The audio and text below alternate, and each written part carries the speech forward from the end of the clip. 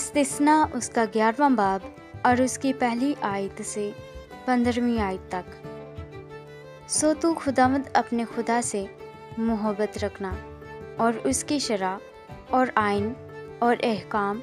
और फरमानों पर सदा अमल करना। और तुम आज के दिन खूब समझ लो, क्योंकि मैं तुम्हारे बाल बच्चों से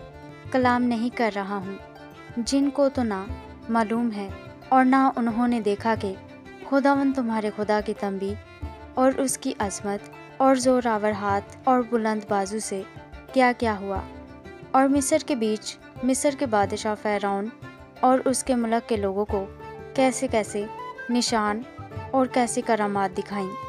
और उसने मिस्र के लश्कर और उनके घोड़ों और रथों का क्या हाल किया, और कैसे उसने बहरे कुलसम के पानी में उनको गर्क किया जब वो तुम्हारा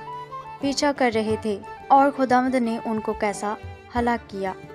क्या आज के दिन तक वो नाबूद हैं? और तुम्हारे इस जगह पहुंचने तक उसने बियाबान में तुमसे क्या क्या किया, और दातन और अबीराम का जो अलियाब बिन रोबन के बेटे थे क्या हाल बनाया, कि सब इस्राएलियों के सामने ज़मीन ने अपना मुंह पसार कर उनको और उनके घरानों और खैमों और हर जी नफ्स को जो उनके साथ था निगल लिया। पर खुदावंद के इन सब बड़े बड़े कामों को तुमने अपनी आंखों से देखा है, इसलिए इन सब हुक्मों को जो आज मैं तुझको देता हूँ तुम मानना, ताकि तुम मजबूत होकर उस मुल्क में जिस पर कब्ज़ा करने के लिए तुम पार जा रहे हो पहुँच जाओ, और उस पर कब्ज़ा भी कर लो, और उस मुल्क में तुम्हारी उम्र दराज हो जिसमें दूध और शहद बहता है, और जिसे तुम्हारे बाप दादा और उनकी औलाद को देने की कसम खुदावंद ने उनसे खाई थी। क्योंकि जिस मुल्क पर तू कब्ज़ा करने को जा रहा है वो मुल्क मिस्र की मानत नहीं है जहाँ से तुम निकल आए हो। वहाँ तो तू बीज बोकर उसे सब्जी के बाग की तरह पाँव से नालियाँ बनाकर सींचता था, लेकिन जिस मुल्क पर कब्ज़ा करने के लिए तुम पार जाने को हो वो पहाड़ों और वादियों का मुल्क है,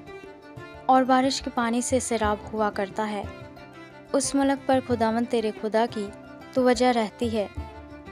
और साल के शुरू से साल के आखिर तक खुदावंद तेरे खुदा की आंखें उस पर लगी रहती हैं। और अगर तुम मेरे हुक्मों को जो आज मैं तुमको देता हूँ दिल लगाकर सुनो, और खुदावंद अपने खुदा से मोहब्बत रखो, और अपने सारे दिल और अपनी सारी जान से उसकी बंदगी करो, तो मैं तुम्हारे मुल्क में आइन वक्त पर पहला और पिछला मींह बरसाऊंगा, ताकि तू अपना गल्ला और मैं और तेल जमा कर सके, और मैं तेरे चौपाइयों के लिए मैदान में घास पैदा करूंगा, और तू खाएगा और सैर होगा। आमीन।